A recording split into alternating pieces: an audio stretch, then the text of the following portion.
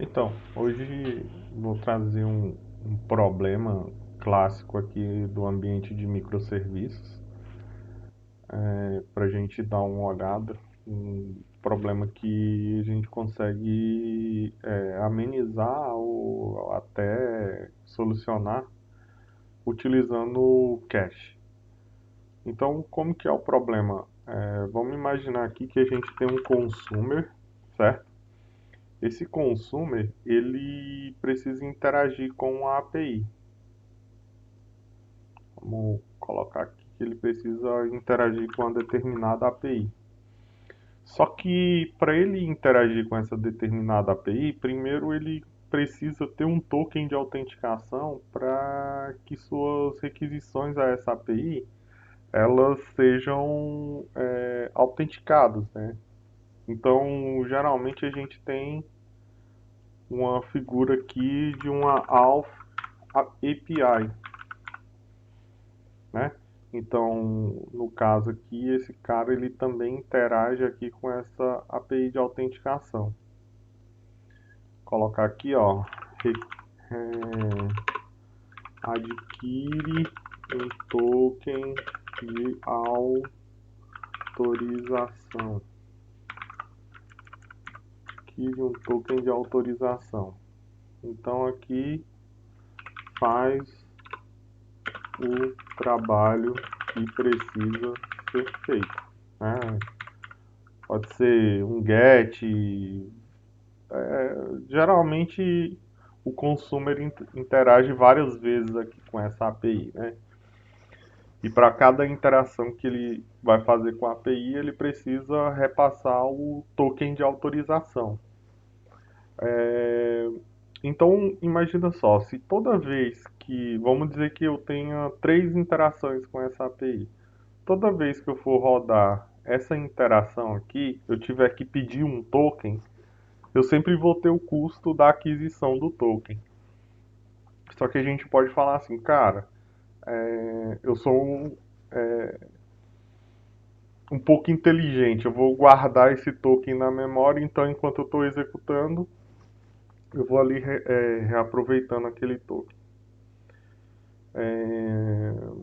Então, basicamente, a gente tem um problema, a gente tem alguns problemas aqui, né? Primeiro que toda vez que eu venho aqui na nossa API de autorização, ela tem um custo para ela emitir essa autorização. E esse custo ele vai ser somado ao custo do consumer, né? A unidade de processamento do consumer. Sem falar que a reutilização desse token ela fica restrita somente àquele processo ali, né? É, e aí a gente, além desse problema de aumento de custo de tempo, a gente tem um outro problema que seria é, o esgotamento dos recursos aqui dessa API de autenticação. Porque imagina só, eu tenho um consumer trabalhando com a API. Se eu tiver 10 consumers aqui trabalhando com essa API, eu vou ter 10 consumers batendo na API de autenticação. Imagina só, no ambiente de microserviço, eu não vou ter uma única API aqui que depende dessa autorização e eu não vou ter um único consumer que depende dessa interação com essas outras APIs. O que eu estou querendo mostrar aqui para vocês é que a nossa API de autenticação ela passa a ser o nosso ponto fraco, né? À medida que nosso ecossistema cresce ou que o número de requisições cresce, é fácil perceber que a nossa API de autenticação ela sempre vai precisar de mais recursos e mais e mais e mais e mais. E esse é um problema que a gente poderia resolver ele facilmente se a gente coloca um cache aqui embaixo, tá? Então, como que funcionaria isso? Toda autorização, pelo menos a maioria delas, tem um tempo de validade que é conhecido no negócio, né? Então, por exemplo, Quando o meu consumer vem aqui e adquire um token de autenticação, eu posso guardar aqui nesse meu cache esse token por um tempo para que ele seja reutilizado. Não só pelo processo que adquiriu o token agora nesse momento, mas como seus processos irmãos, né? Por que não seus pods irmãos, né? Então, a gente é fácil ver, né, que é muito mais barato eu armazenar esse token aqui do que eu estar produzindo um token novo. Porque, por exemplo, se a gente usa JWT e a gente assina o nosso JWT com RSA, tem o custo do empacotamento, tem o custo da assinatura, tem o custo das consultas que são feitas no banco para poder fazer essa autenticação e essa autorização. E, de certa forma, o JWT ele já é emitido com tempo de validade, né? É uma autorização que é dada já com tempo de validade. Então, isso nos mostra que a gente poderia guardar isso no cache. E eu guardando em um cache como o Redis, por exemplo, eu guardando num serviço como o Redis, todos os meus consumers, irmãos desse consumer aqui que está fazendo o que precisa ser feito nessa API, poderia estar se valendo desse cache, né? E agora, mudando aqui para o nosso código Python, eu fiz um esboço de um desenho parecido com o que seria dessa nossa aplicação. Aqui eu não coloquei, tá? Ainda, mas eu vou colocar daqui um pouco. O que acontece? É, toda vez que, vamos dizer que aqui ó, eu estou simulando 10 requisições, tá? Então vamos dizer que essas 10 requisições aí, elas precisam do token de autenticação. Então, ó, se eu rodar sem cache, olha só o que acontece. Cada execução gerou um token novo, tá? Cada execução vai gerar um token novo para mim, certo? Aqui não teve o custo para geração do token, mas por exemplo, se eu venho aqui, ó, eu vou simular o custo do token colocando um sleep dentro dessa função que gera o token para mim. Então, se eu colocar um sleep aqui, vamos colocar um sleep de 300 milissegundos. Vamos dizer que nossa API está degradada e ela está levando 300 milissegundos. Então, olha só o que está acontecendo. Agora, para cada token desse, eu estou tendo um tempo de espera. Eu vou fazer um pouco melhor agora. Era para mim ter fechado ali não. Eu vou fazer assim, ó. Esse tempo de espera, eu vou subir para um ambiente bem degradado, seja 1,5 segundos.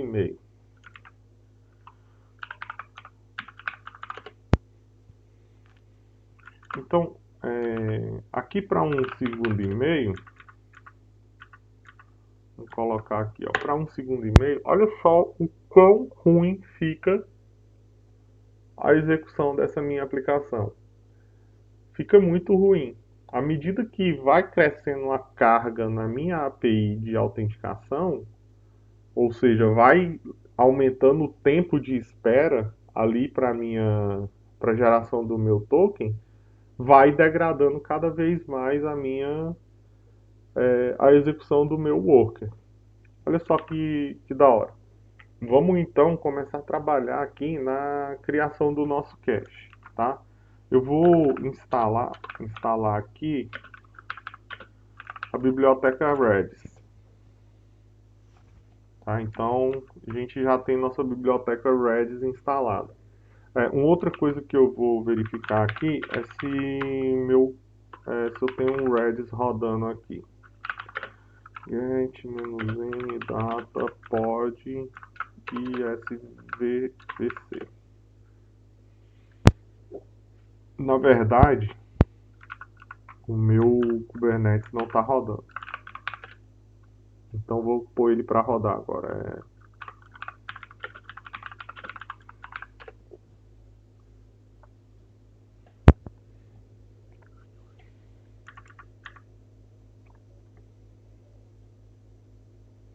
Dá um tempinho aqui para a máquina virtual subir. Ainda não subiu.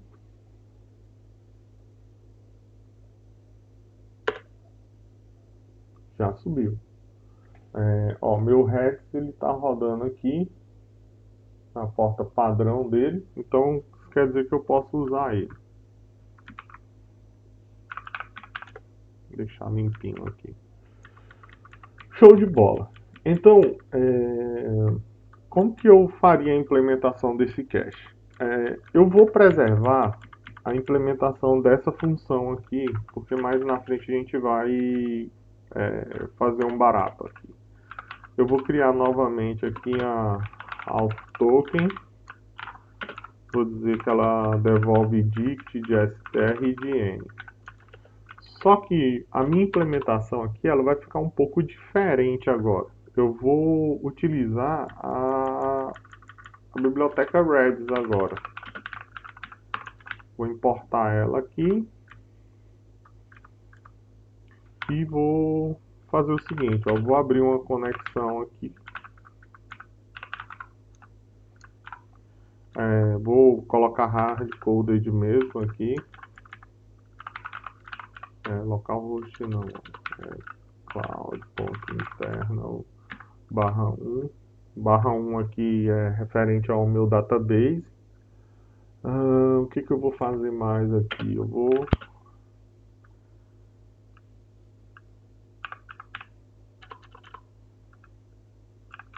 chamar de rcache esse cara aqui.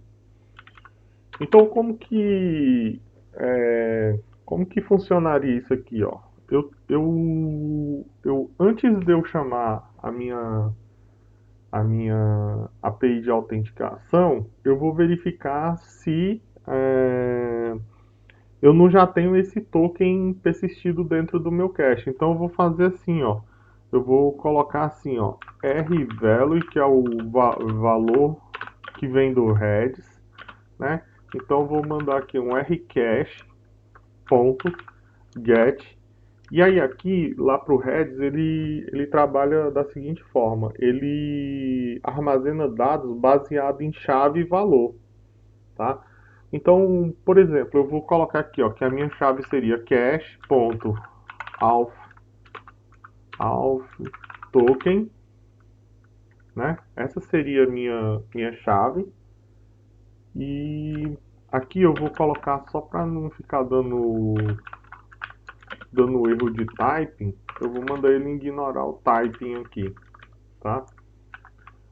Então, se eu tentar pegar esse valor lá no Redis e ele não existir, essa rvalue ela vai ser none. Então eu vou fazer o seguinte, ó, se rvalue, o que eu vou fazer? Eu vou vir aqui, ó, vou criar uma variável chamada value, que ela é um dicionário não, ela é vazio, e aí eu vou só fazer uma modificação aqui, ela pode retornar vazio, tá, ela nunca vai retornar vazio, tá? Então, se ela conseguir entrar aqui, o que a gente vai fazer aqui? Nós vamos fazer o seguinte, nós vamos dar um return, tá? E aí aqui em cima eu vou importar um outro carinha, vou importar o JSON, tá? Porque a gente vai armazenar isso como JSON. Então eu vou dar um JSON loads, tá? Em rvalue.decode. Porque o que acontece? Por que eu estou usando o decode aqui? O Redis ele vai me devolver esse cara aqui como se fosse um array de bytes, tá? E o loads aqui ele espera por uma string, então tudo certo. Então, olha só, se eu tiver o valor cadastrado, ele vai entrar aqui e vai dar o return desse valor. Caso ele não encontre esse valor, o que eu vou fazer aqui? Caso ele não encontre esse valor, eu vou fazer o seguinte, eu vou dizer que eu tenho um value que vai ser igual ao meu auth token, ok? Então aqui eu tenho o valor, certo? A partir desse momento aqui, eu vou fazer mais o seguinte, como agora eu tenho o valor, eu vou pegar meu rcache, tá? E vou dar um set aqui. E veja só, eu vou ter que reutilizar esse valor que está aqui. Então eu vou fazer o seguinte, eu vou criar um RK aqui e vou dizer que RK eu vou dizer que RK é igual a isso aqui. E aí eu vou vir aqui, ó, e vou trocar isso aqui por minha RK. E aqui, ó, aqui embaixo, em vez de eu usar esse set, eu vou usar o set ex, que é um comando que me permite definir uma variável em cache e colocar o tempo que ela vai ter de validade. Então aqui ficaria ó, meu RK, certo? Eu vou dizer que essa variável vale por 30 segundos e vou dar um JSON dumps aqui em value .encode, que é para converter para bytes também. Beleza, isso aqui eu não vou precisar dessa variável não. Isso aqui vai me fazer o seguinte, a partir de agora eu gravei o meu valor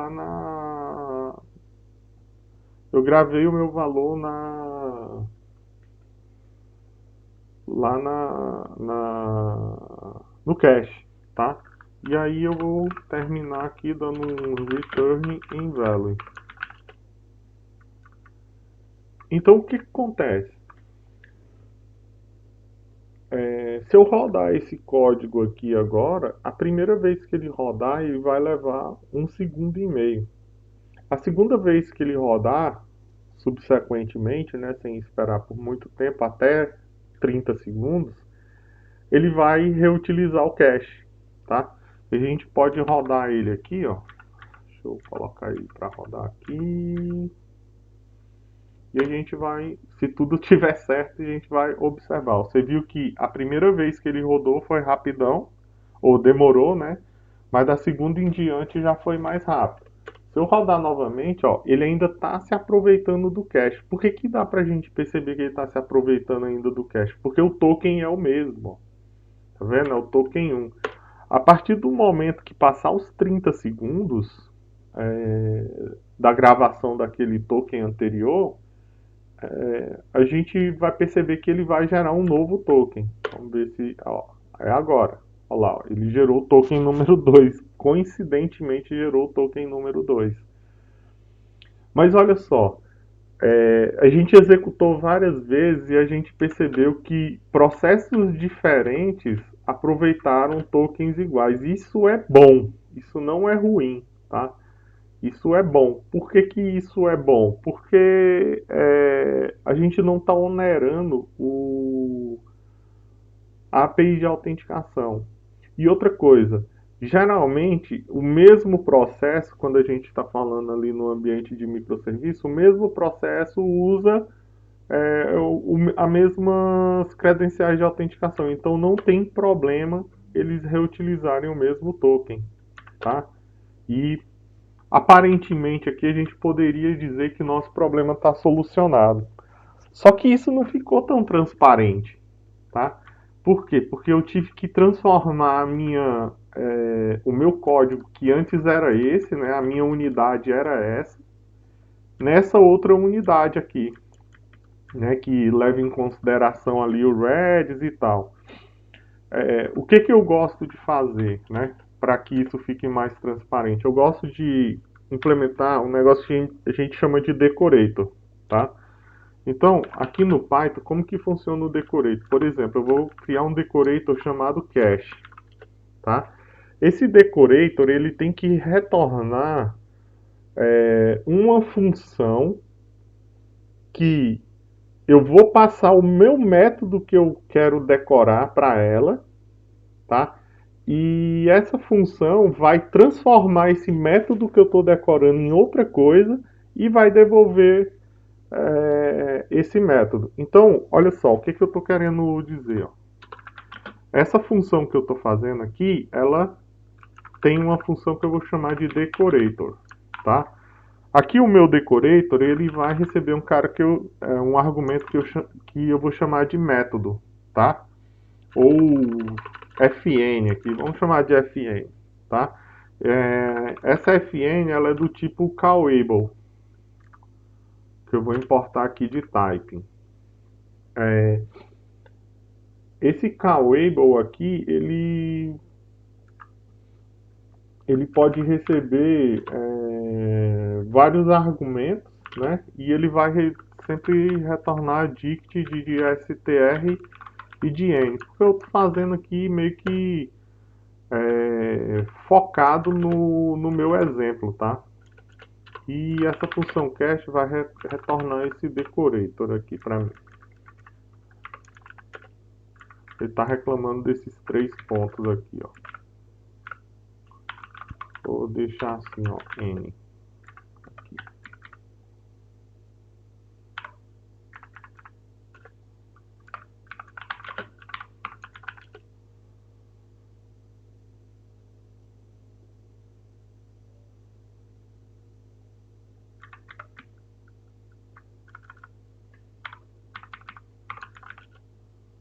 É assim que era para fazer. Então, show de bola, cara.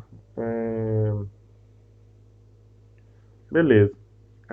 Então, o que acontece? Só que aqui, ó, quando eu faço o decorator dessa forma aqui,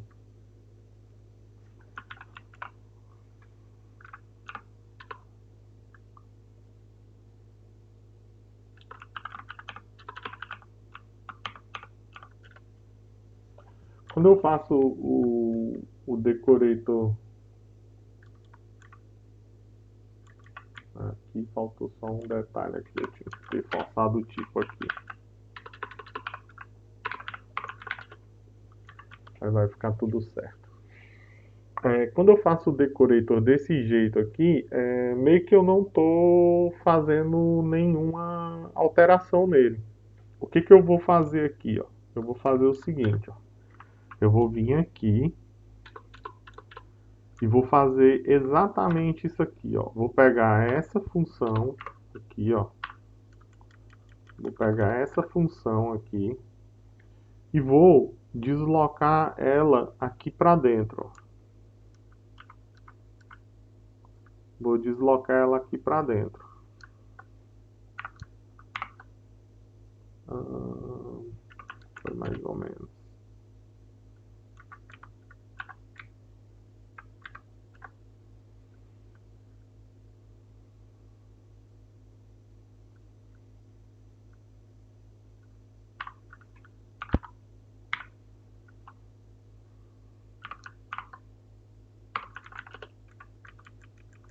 Eu vou acertar aqui, ó.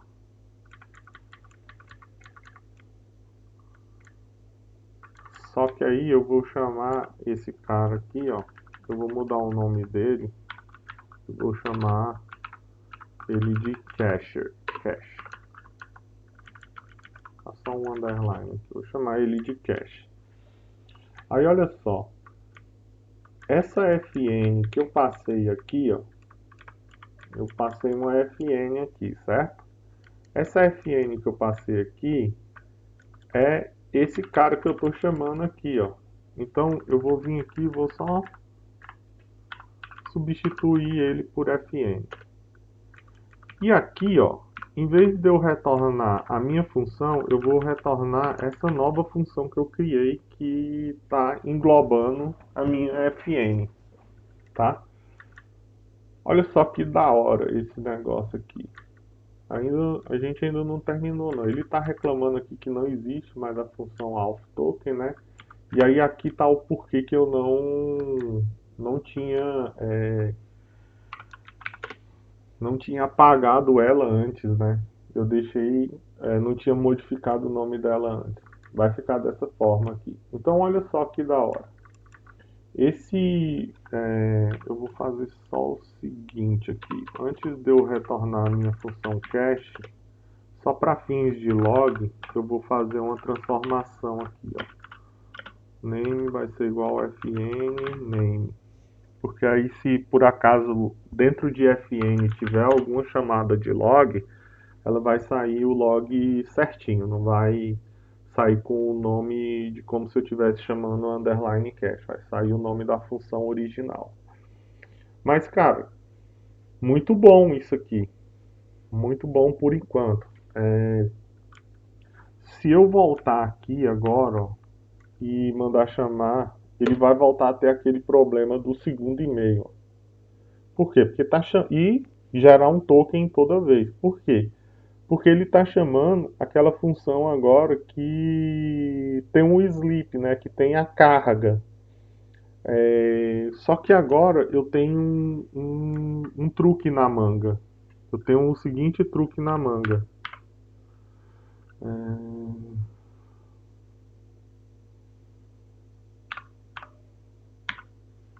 Eu tenho o seguinte truque na manga, ó. Se eu pegar esse cara aqui, ó,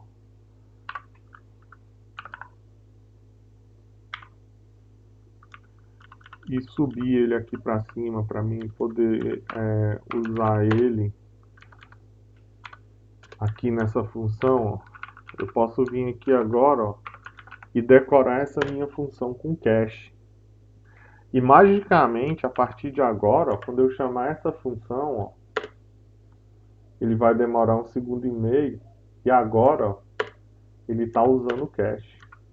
Olha que da hora. Posso chamar aqui quantas vezes eu quiser, dentro daqueles 30 segundos lá, ele vai estar aproveitando o meu cache.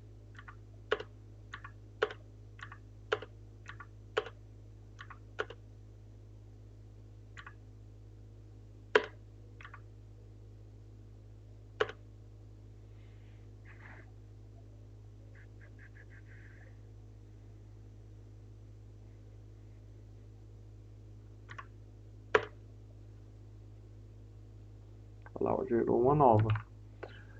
Só que aqui, o que acontece? Para essa função ela ser reutilizável, eu teria que fazer algumas coisas aqui, ó. Por exemplo, aqui, ó, seria interessante, em vez de eu colocar isso aqui chumbado, eu poderia fazer isso aqui, ó.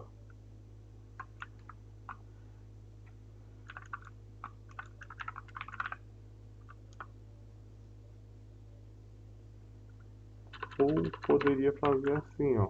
Esse qual name aqui é melhor, porque ele traz o path ele traz o path da função, ó. Só pra gente ver. Só pra gente ver aqui, eu vou fazer o seguinte, ó. Vou colocar um breakpoint aqui. Opa.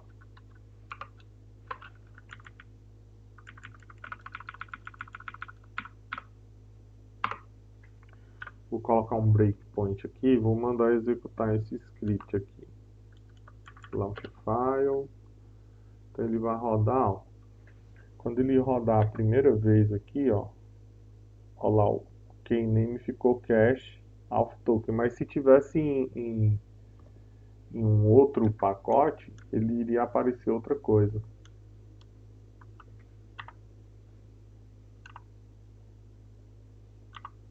Tirar o ponto aqui para ele terminar de executar.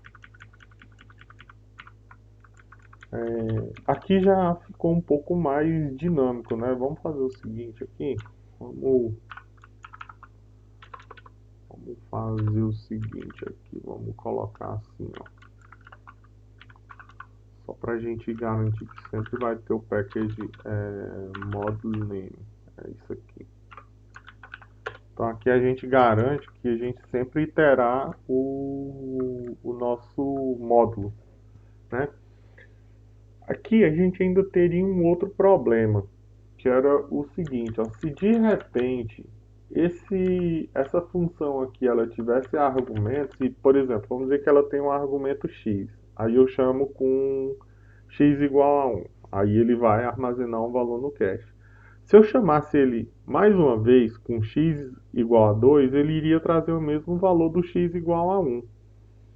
Então, isso seria ruim. Só que tem como a gente resolver esse problema usando uma técnica aqui, ó. O que eu estou falando? Esse cache agora ele recebe valores arbitrários como argumentos, tanto posicionais como nomeados, tá? E aí aqui quando eu chamar a minha função, eu também vou fazer a mesma coisa. Vou dizer que essa função pode ser uma função com argumentos arbitrários. Pode ter argumentos ou pode não ter nenhum argumento, tá? Só que eu ainda preciso utilizar isso aqui na minha chamada de função. Para a gente fazer isso, eu vou fazer o uso de uma lib built-in do Python, que é a lib de hash, tá? Aqui na minha lib de hash eu vou fazer o seguinte, ó, eu vou falar assim, ó, eu quero criar um hash, tá? Hash ponto,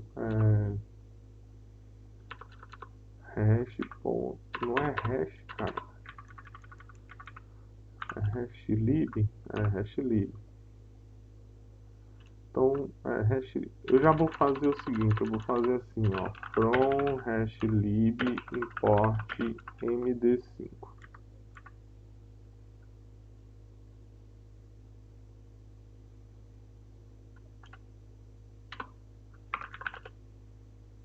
Isso, já vou fazer isso. Então, eu vou dar aqui, ó, md5, certo? Aí ele pede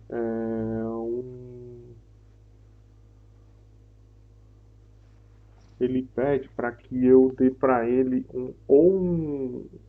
uma string. Então eu vou dar essa string aqui para ele, ó. No início da minha string eu vou botar meu args. Aí eu vou usar um underline como separador e logo depois eu vou dar o meu call args. Eu vou gerar uma string com isso e depois eu vou dar um hex digest aqui para mim. E aí eu vou chamar aqui de args key, tá? Isso que foi gerado aqui eu vou chamar de args key. Tá reclamando aqui que isso aqui tinha que ser byte. Então eu vou dar um encode aqui pra gente. Tá tudo certo agora. E aí o que eu vou fazer aqui, ó? Eu vou fazer assim, ó, ponto. E aí eu vou usar o nosso args key aqui. Cara, já tá ficando muito show. Só que o que acontece? Esse valor 30 aqui, ó, ele tá fixo, tá? Ele tá fixo. Se a gente der uma olhada na Se a gente der uma olhada na documentação desse método aqui, ó, esse time ali, ele pode receber um time delta. Eu acho melhor usar um time delta do que usar esse inteiro aqui. Por quê? Eu vou mostrar para vocês.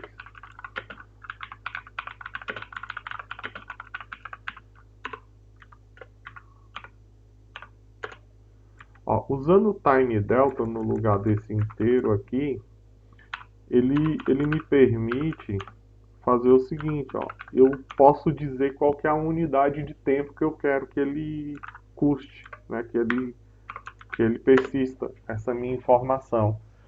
Então fica muito mais, vamos dizer assim, fácil, né, de manter. Então, ó, mas mesmo assim, aqui ainda continua fixo, né? Então eu posso vir aqui, ó, e falar assim, ó, expire duration. dizer que ele é do tipo time delta, né? E aí o que que acontece? Aqui, ó, no lugar dessa chamada aqui, eu venho e coloco o expire duration. Só que aí a declaração aqui ó, agora está errada, né? Eu posso vir aqui agora e falar assim, ó, time delta, né? E por exemplo falar assim, ó, esse cara aqui dura 30 minutos, né? Seria um exemplo. Mas eu vou manter aqui a nossa didática, eu vou colocar aqui 5 segundos agora. O que que acontece? Agora, para mim, esse cara aqui ele ficou melhor do que ele era antes. Ele já está bem melhor do que ele era antes. Se a gente executar ele aqui agora, ó, tomara que não dê nada errado, e não vai dar, ele continua funcionando. E ele está persistindo o valor por 5 segundos, que foi o tempo que eu escolhi lá para ele armazenar, né, a nossa variável. O que, que a gente poderia fazer mais, né? Que aqui não está feito. Ó, a URL de conexão com o Redis está fixa aqui. Isso aqui poderia ser ou uma variável de ambiente, ou poderia ser um argumento aqui para o meu cache. Dá para a gente dar uma brincada aí e fazer um negócio bem da hora com isso aqui. Mas basicamente esse decorator aqui, ele vai resolver o seu problema para atender esse modelo proposto aqui no Draw.io de interação com o cache, né? Agora ele está fazendo o que? Ele está verificando se está no Redis, né? Se está lá no nosso cache. Se tiver, ele pega e já faz a interação com a API. Se não tiver, ele busca na API, persiste no Redis e faz a interação. Aqui a gente teve uma troca, né? A primeira execução ela vai demorar, vai ter um custo um pouquinho maior do que teria antes, só que as execuções subsequentes elas vão ser muito mais rápidas do que sem a utilização do cache. E assim, é, esse aqui é só um exemplo, né, de interação, mas poderia ser utilizado para outros tipos de interação, tá? Por exemplo, recuperação de configuração, recuperação de profile de usuário, várias situações você poderia usar essa mesma implementação. Espero que seja de grande valia aí para vocês e até mais.